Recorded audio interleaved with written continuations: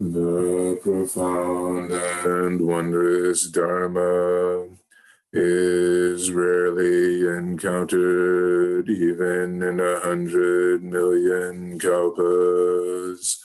Having it to hear, accept, and maintain.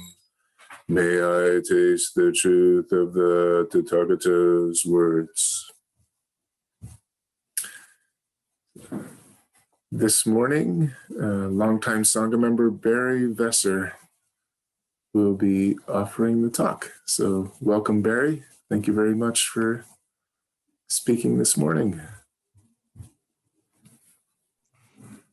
Thank you, Cor. And thank you everyone for your presence this morning. I'm just moving to my desk where I'm getting my glasses.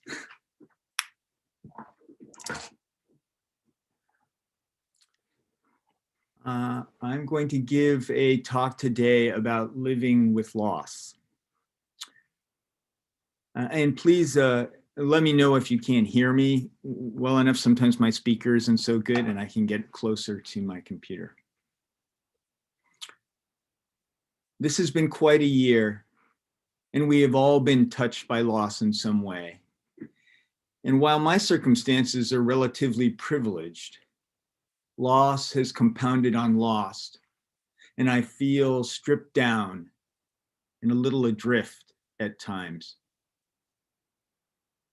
So this talk is an exploration of loss and the Dharma, or how do we navigate loss in a universe that is constantly changing. I just have to note that I step into this territory conscious of the fact that about a year ago, my friend Myosin gave a brilliant and creative Dharma talk entitled, "How Can We Hold the Grief on This Subject?" I'm a bit intimidated. But I have been asked to speak, and although I am in a different place with this now, it is still the most alive and unresolved place in my practice.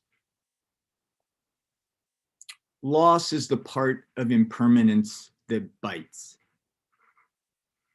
We would not be here. None of us would be here. None of this would be here if it were not for impermanence. But the ceaseless change can leave us humans, creatures prone to attachment and craving security and stability, disoriented, bereft, even devastated. And let's be clear, I'm not just talking about the daily losses that we all endure, setbacks, failure, not getting our way, wasting time, divorce, the death of a friend or a loved one, but also the loss that is our birthright. In this uncertain life, we can count on it, that each of us will lose everything we love, everything we value. It will perish, or we will. Traditionally in Buddhism, there are the 5 contemplations. Here's a version they use at Plum Village, which is Thich Nhat Hanh's community. I am of the nature to grow old. There is no way to escape growing old. I am of the nature to have ill health. There is no way to escape ill health. I am of the nature to die. There is no way to escape death. All that is dear to me and everyone I love are of the nature to change. There is no way to escape losing them. My actions are my only true belongings. I cannot escape the consequences of my actions. My actions are grounded. My actions are the ground upon which I stand. Now, I'm not sure you want to take these every morning with your orange juice, but I have found that when you sit with them, they do help engender a shift in perspective. I don't know how to exactly describe it, other than to say it's like a feeling that the jig is up, that I realize that I am actually living life without the illusion of the safety net I have created with my ideas. This is frightening and liberating. So my question is, when faced with loss, how do we keep balance? Not going into denial or sliding into depression.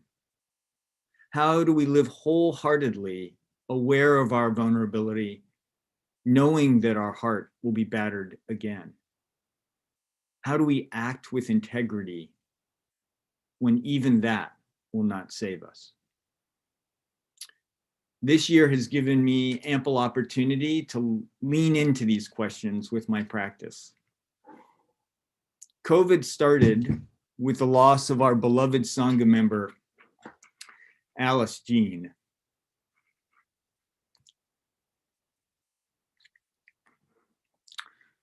She did this dance with life and death so exquisitely, so gracefully and generously.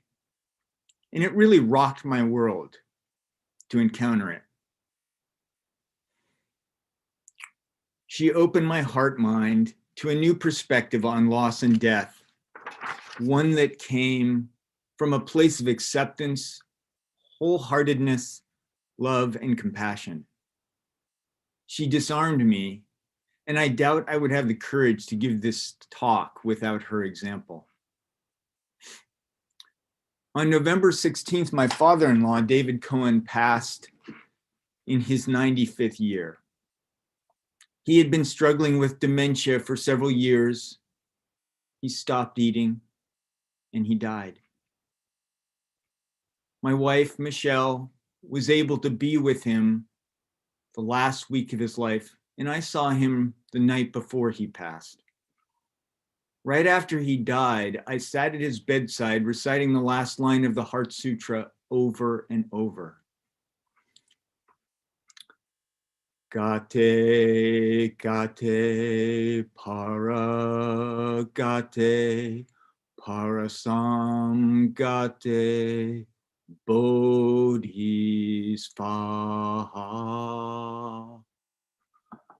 Roughly translated, gone, gone, gone beyond, gone completely beyond, awakening fulfilled. I'm not sure, honestly, if this was more for him or for me, but I did feel deeply connected to him in that moment. I miss David, his smile, his easy manner, his jokes, the way he made everyone feel important. But I did not experience a huge feeling of loss with his passing, because it seemed like it was his time. He was surrounded by his family, and Michelle was with him day and night as the midwife to the beyond. He was fortunate enough to have a good death and a relatively peaceful exit. My mother-in-law, Rita, his wife, is another story. She also is suffering with dementia. Unlike her husband, Rita at times was acutely aware of what she was losing and sometimes very resistant. She wanted it back, her house, her independence, her former life. After her husband's death, her dementia dramatically worsened. The assisted living facility where Rita was living in Los Angeles was just about to put her into memory care.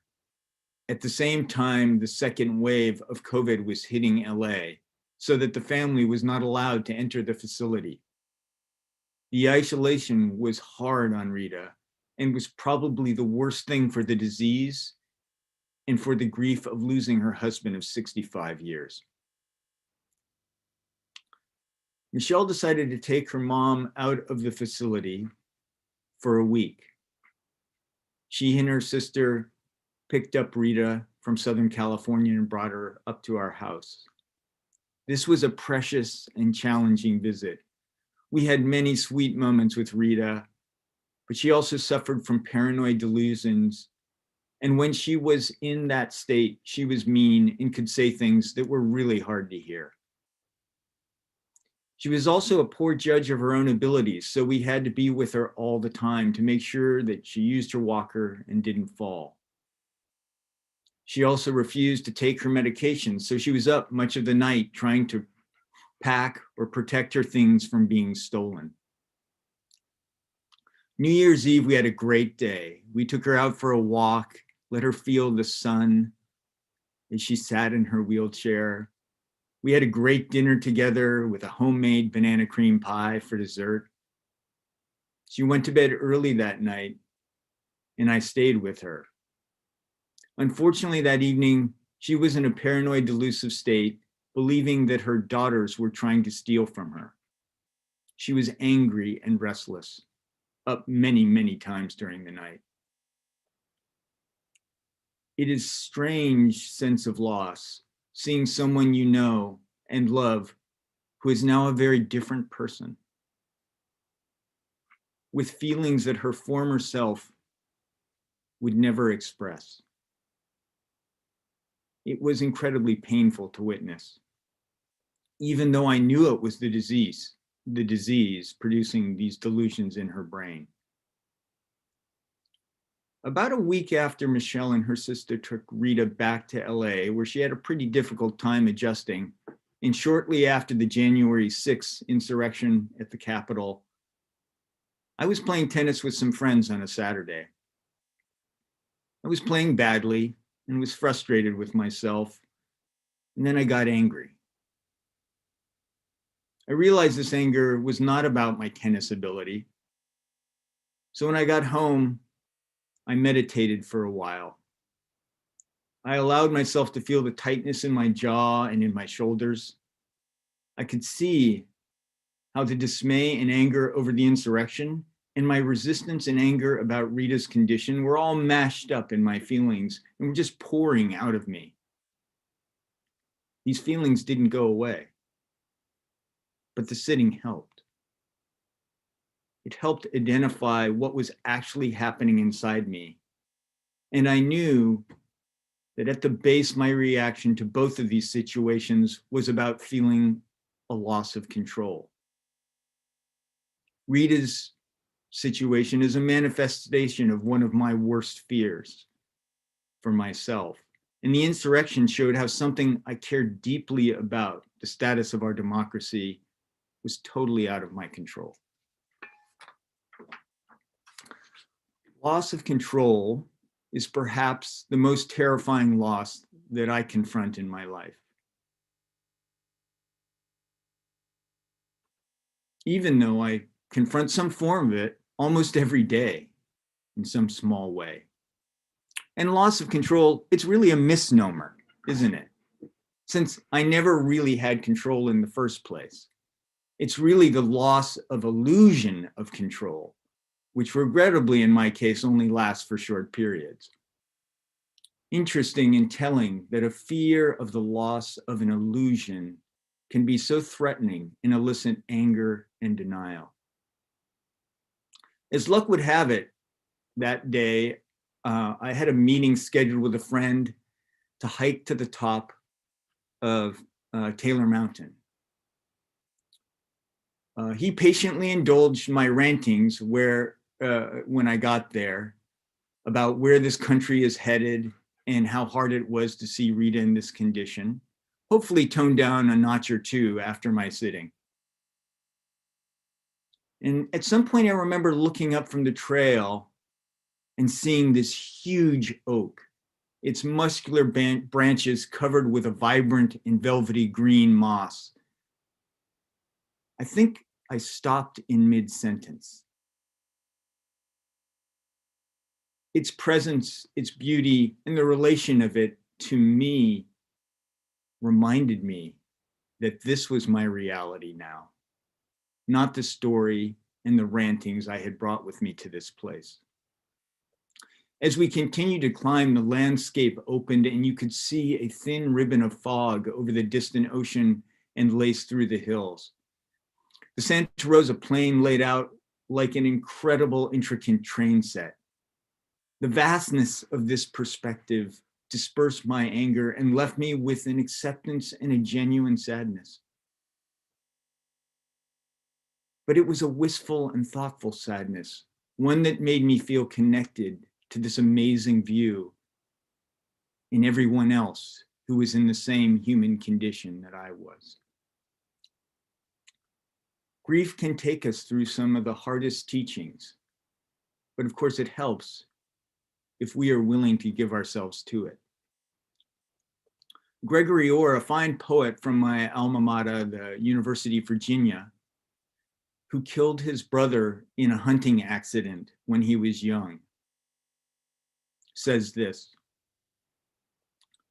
"Not to make the loss beautiful, but to make the loss the place where beauty starts, where the heart understands for the first time the nature of its journey. Love, yes, the body of the beloved as a gift bestowed, but only temporarily, given freely, but now to be earned, given without thought, and now loss has made us thoughtful."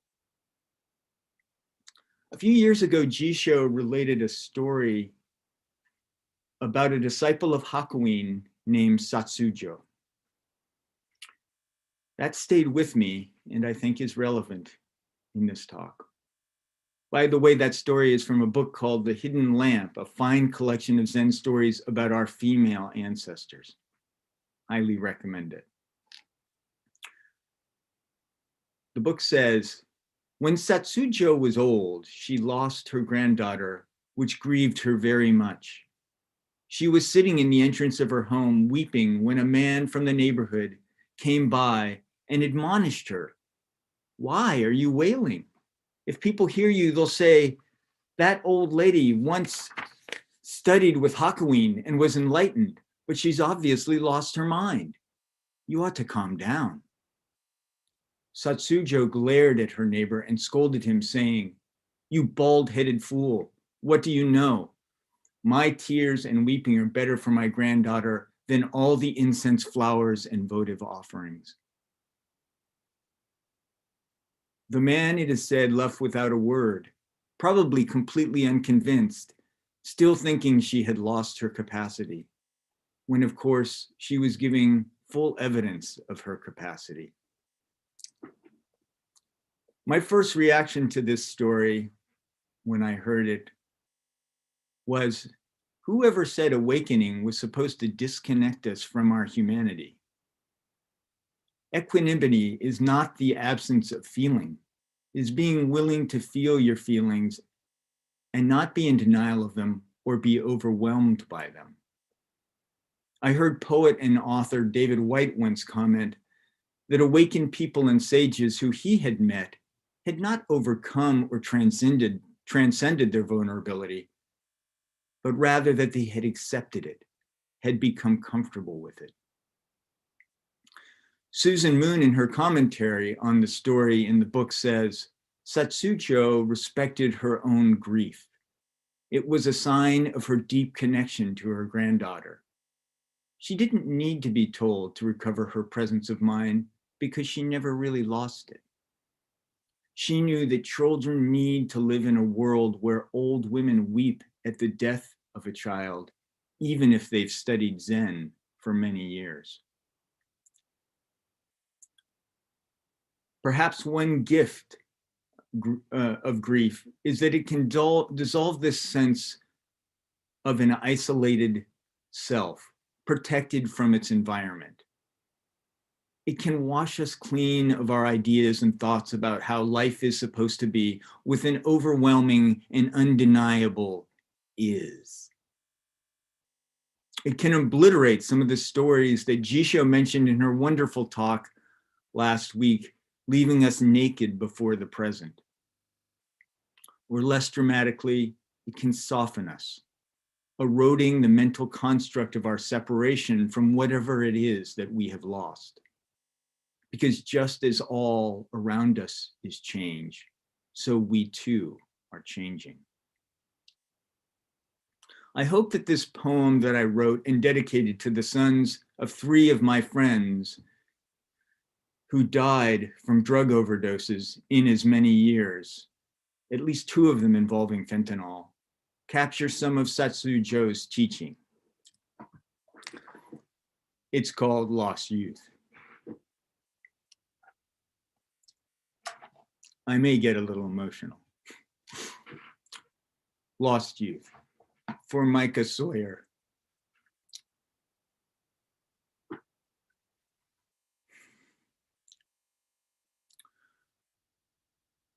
For Micah Sawyer, Marshall Flad, and Jimmy Bolin. So let us howl now and gnash our teeth for injustice, for the deaths of the young, for the passing of the light from a dim world, for the rip in a parent's heart that no religion or philosophy can make whole again. Let it rain for 1,000 years, my grief, the rich brown of swollen rivers, washing away my path, my compass, my pain, my righteous anger, my confusion, along with the nauseating details, the clocks and calendars that demand future appointments. And what remains? Lessons to be endured, but in the end, a softening and a tentative step into a stark new landscape that I drift into, realizing that my moorings never were, and a prayer in any language to stop pretending and to love with the intensity of a diving hawk. We're going to take a moment and break into groups now of 3. And each person will get 4 minutes to tell the others about some loss they confronted in life, big or small, and how it worked, or how they worked with it through the Dharma or otherwise, and what they learned from this experience. While someone is speaking, please just listen to what they have to offer. If everyone finishes, it's fine to discuss or ask questions about what you have heard. But until then, when it's not your turn, just share the practice of deep listening, please. And Corin, can you move us into breakouts? Yes, I'm gonna set up the groups. I'm gonna get them started now, and I might have to move around a few people depending on who stays and who leaves. So I'll start the rooms, but then just know that I might have to break one up. Okay, here we go. Thank you. And I'll send out a notice and at 4 minutes and 8 minutes. Okay.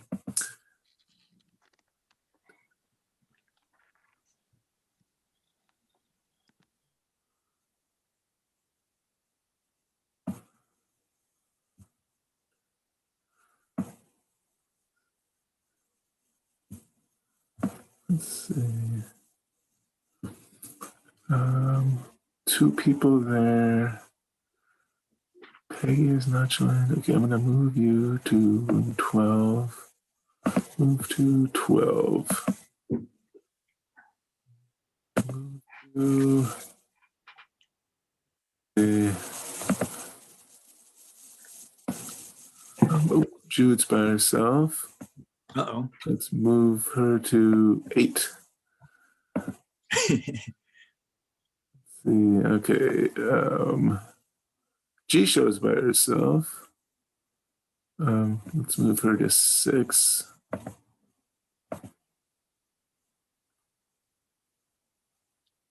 And then Carolyn and John have not joined, but let's see here. Carolyn. Well, this might be his. Well, could you or I go with Carolyn and John? Well, oh wait, Carolyn just left. John. Well, John's here. Oh, okay. I'm not sure if he wasn't able to join his small group, but I can see he's still in the main room with us. Oh, okay. Oh, let's see. Carolyn did go. So, okay. So Carolyn is in that group. There is a group there's nobody who's by themselves now. There's one group with 2 people. And there's us. Well, that's probably as good as it's going to get. I think it's pretty good. Yeah. Thank you so much for doing all that. Oh yeah. It is a little like you have, because there's couples, I have to kind of go through and hand sort it. So the only problem with that is I can't follow the Dharma talk while I'm doing that. I just don't do 2 things at once like that very well. Me either. But I know multitasking is a myth, but in my reality, it's a myth. But I really appreciate the talk. Thank you. Oh, actually, we're live streaming on YouTube still. Okay. Well, do you want to talk about loss in your life, or some example of your using the Dharma with loss? Well, your poem was interesting actually, because in our lives, in 2020, 3 children lost their lives that we know, and one a friend of Kaya's, one. He wasn't a child; he was like 21, but Sarah was present for his birth. And then another was a former classmate of Loka's, so very young. And yeah.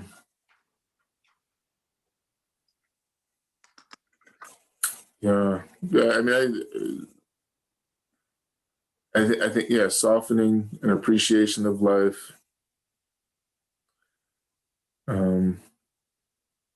Appreciation of love.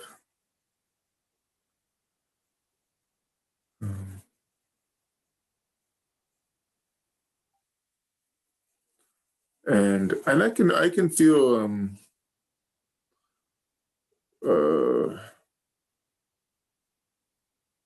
anyway, I can feel maybe a defensive impulse of like, impermanence. Maybe don't love so deeply. Maybe love a little less so it won't hurt so much. And but that's not what my heart wants in this world. That's not what I want to do with this life. So I resonate with like with Satsujo, like you should love like that, right? And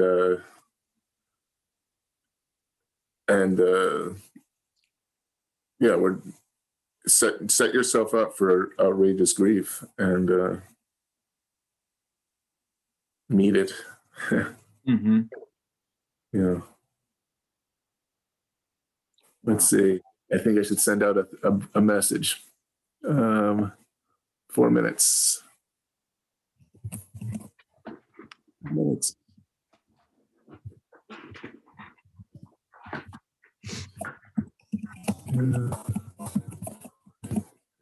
All right.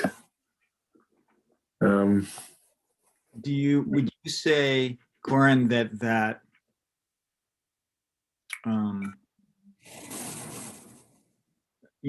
desire you have of keeping your heart open and wanting to love fully, do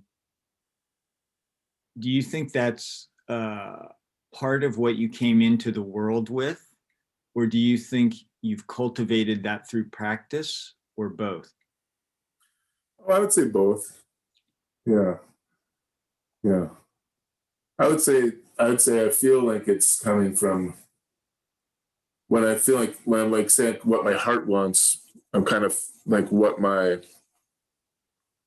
heart of my being wants, or like which I would say is like this ungraspable non-separation, right? That we want to appreciate and live our own relatedness even while we can't, we can't get it, our ideas won't get it, but a deep urge to live it. Mm-hmm. And for me, love is a good word for that. Love and acting on love, care, loving fully, loving acts, taking care. Yeah.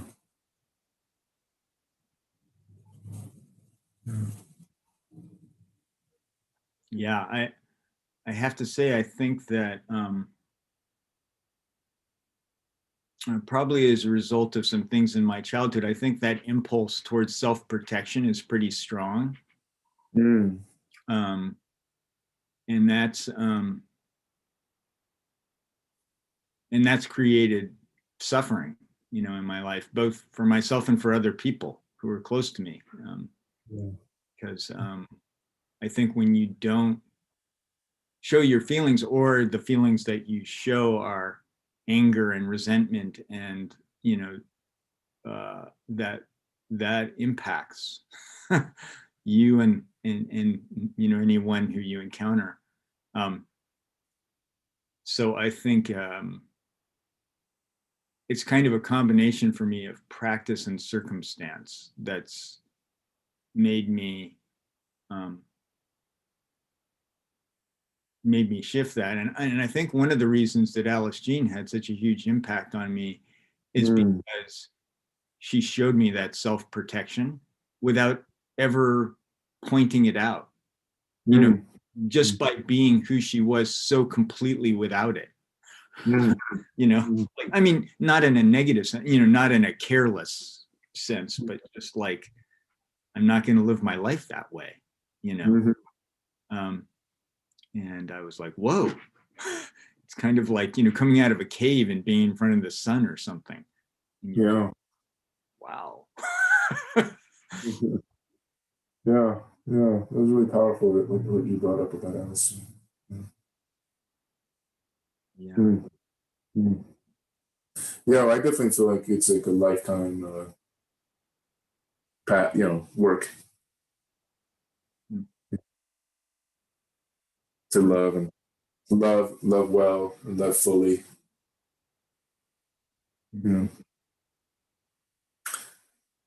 I think Suzuki Roshi said, our practice is just to love everyone, and to actually do that takes about 30 years of hard practice, something like that.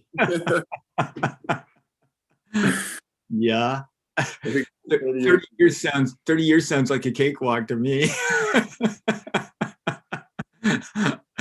I'm thinking it's going to be more like 50 or 60 for me, but we'll see. All right. I think it's been almost another 4 minutes. So let's see. I'm going to put 8 minutes.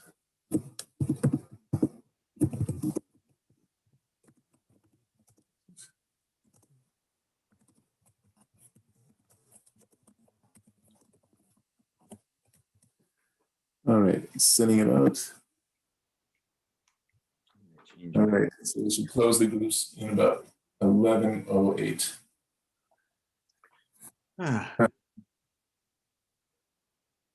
then we'll bring everybody back.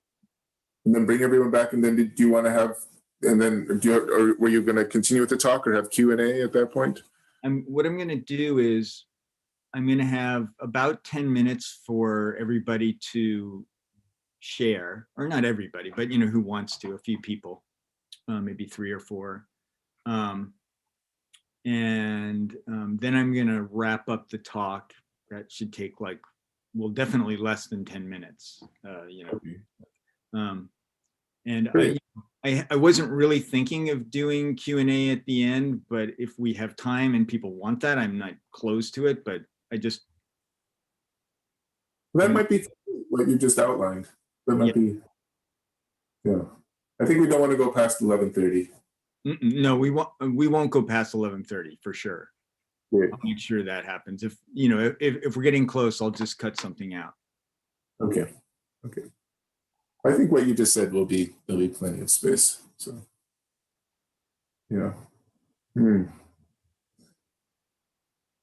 Yeah.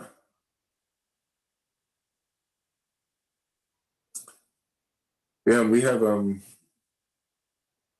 Zendo in our house, and all over the altar are the images and names of the people who died in the last year. And it's very full altar. Yeah. It's a lot to meet every day. Yeah.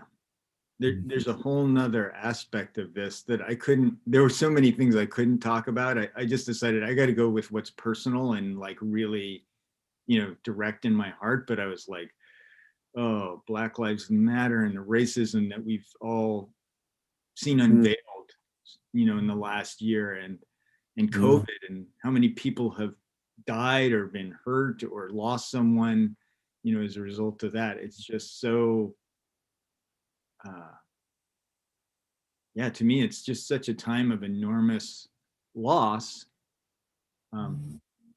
But some of that loss is good, right? I mean, to me, my pain, I am more than happy to be in pain around racial injustice, because what that means to me is I've been living in an illusion that has been exposed. Yeah. So that loss is actually a gain for, for me, for the movement, so to speak. Yeah. Yeah. I mean, the loss from COVID being so vast, and I feel like I have not heard a lot of it intersecting with this sangha. Yeah. Interesting. Yeah. I didn't even mention this, but Rita has COVID now. Oh. She seems like she's doing okay, but she got diagnosed last week. She had been inoculated about 4 or 5 days before that with the first shot. So I don't know if that's what's doing it or what, but she seems like she's doing okay. Yeah, so and I know so many people who have been hit by it lately. Yeah. But even COVID for me, it's like there's this way that it has really, I hope, exposed American arrogance. Like that we're not an exception. Yeah. I'm gonna close the rooms now. Great. And then people come back over about the course of a minute. Okay. And then they'll be definitively. So some people will come back right away, maybe, but then other people will wait until the minute is up. Yeah. Well, it seems like it could have been, a much different story. Yes. Tragic.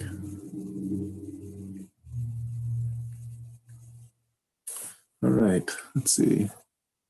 Some people are back. Welcome back. Hello, everyone. Barry, thank you. Such a wonderful talk. Really wonderful. Thank you. I love hearing you talk about Alice Jane. It makes me cry every time. Me too. I know. I know. All right. Everyone should be back now. Thank you, everyone, for coming back. And I want to acknowledge that my mom and dad are here today, which is very heart touching for me. And so I would love to take some time right now for you to share, for those of you who are willing to, what you learned from this discussion and this sharing. And since I don't have any answers on this one, really, this is my way of crowdsourcing the Dharma. So if anybody would like to speak, please just unmute yourself and share with the Sangha.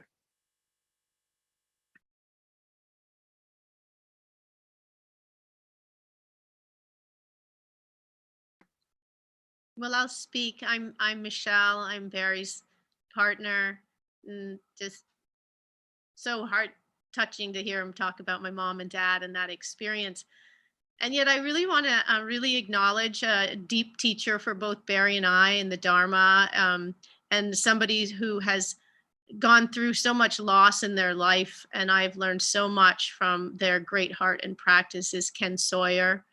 And Ken, I just really honor how much you've taught me. I remember of you falling through that glass roof and breaking your back, and like the practice, the intention and integrity you brought to that loss of your capacity, and what you've done to just stay on your feet, like what hugging is for you. Like it's tedious to hug Ken sometimes, and forever our love for Micah Jr.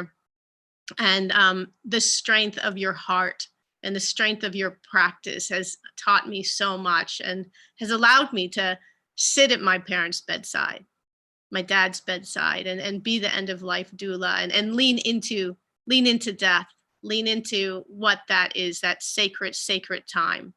And it's, yeah, I've learned so much from you, Ken. So thank you for being you.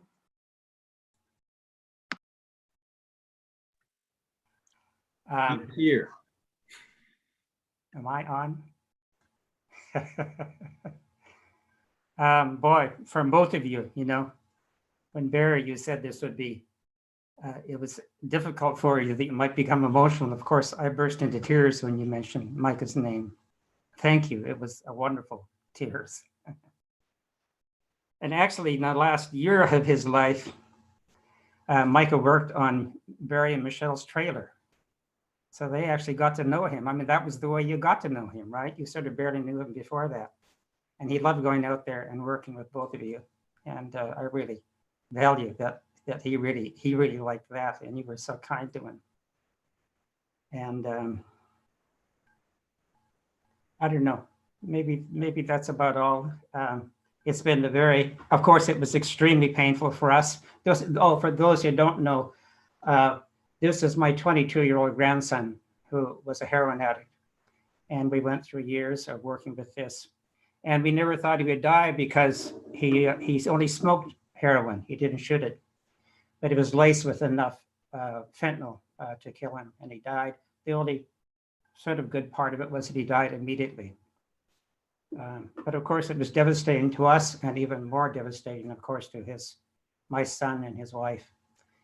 And I don't know, it's a very gradual thing, For my son, who's still pulling himself back together, it's been 1.5 years, and he's doing rather well. But it's also, there are periods of time that are still devastating for him, of course. So anyway, thank you, both of you, Michelle and Barry. Okay.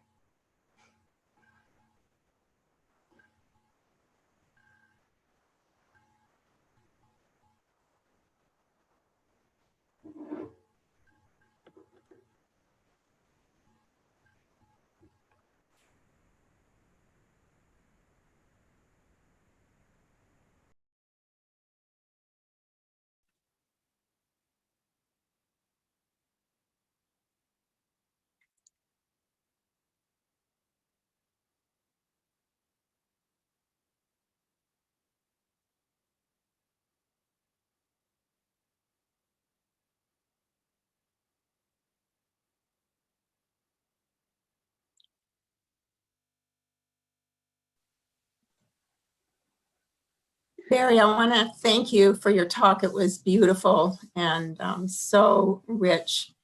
And I want to speak to the opportunity to be in small group with other people and to share stories, and how much that opened my heart and allowed for a closeness with the ones I shared stories with that I haven't had in that same way. So I just think that was a tremendous gift that you have given us. Thank you.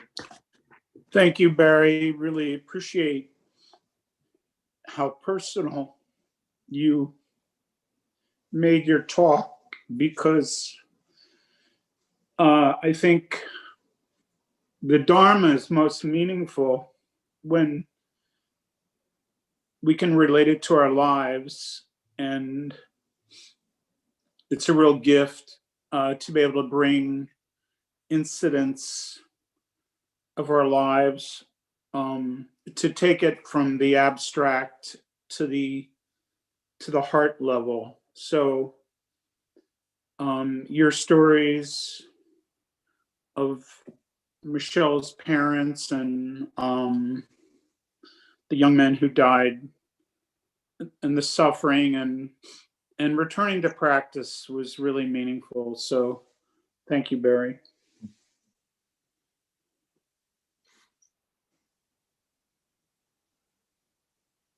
I think we have time for one more comment if somebody would like to share an insight or where they are.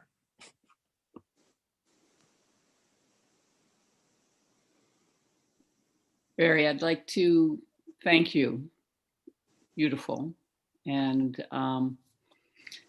just to know to hear of Michelle's parents, and there's the gradual loss, and then in our small group, we met with Carolyn and Donna. And Carolyn, I'd just seen, this has been a year since Sonia died. So there's the loss of the young and the loss of the old and the gradual loss. And I was telling about my sister who dropped dead at 48, just boom, gone. We never know. We just don't know how much time we have, and that preciousness to our life. I appreciate your bringing it forward again, allowing us to just to feel the sweet simplicity and the deep grief. Thank you for giving your time and your attention and your poetry and your heart to us this morning.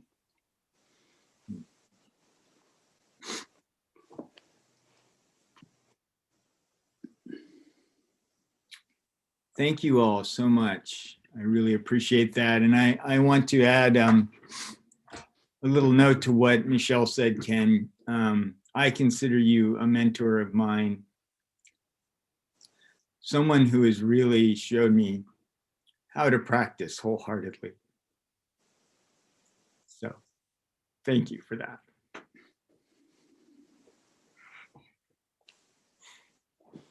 So I'm gonna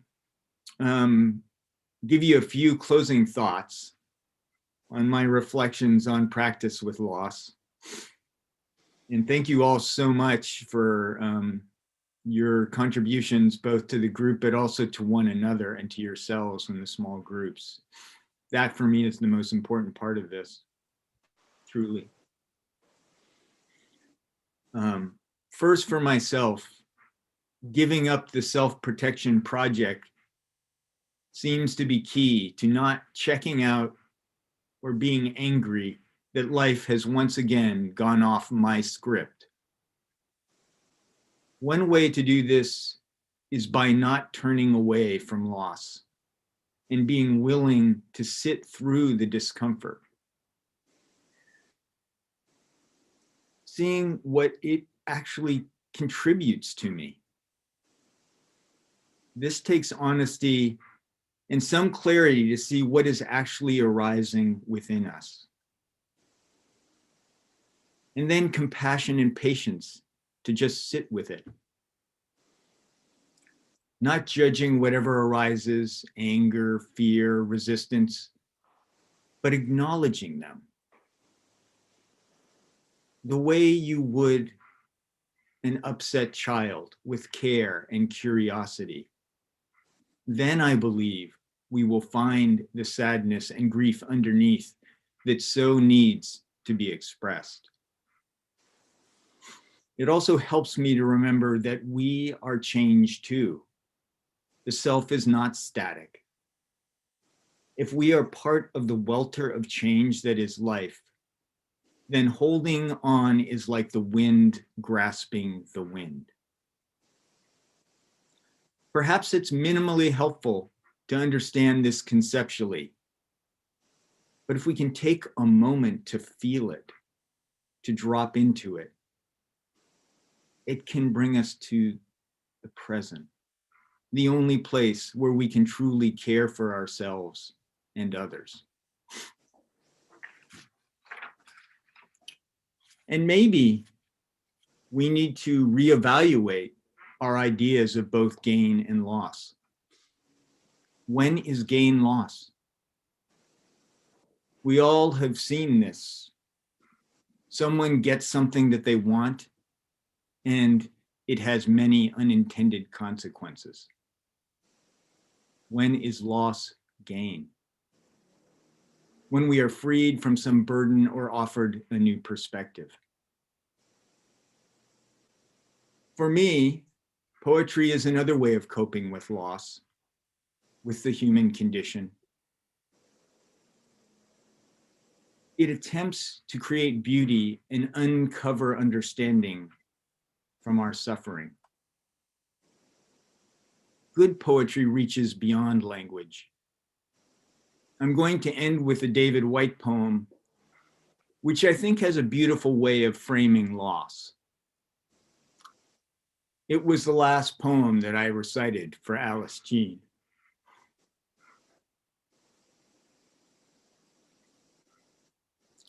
It's called The Journey. Above the mountains, the geese turn into the light again, painting their black silhouettes on an open sky. Sometimes everything has to be inscribed across the heavens so you can see the one line already written inside you. Sometimes it takes a great sky for us to find that small, indescribable wedge of freedom in our own heart. Sometimes, with the bones of the black sticks left after the fire has gone out, someone has written something new in the ashes of your life. You are not leaving. You are arriving. Sometimes, with the bones of the black sticks left when the fire has gone out, someone has written something new in the ashes of your life. You are not leaving. You are arriving.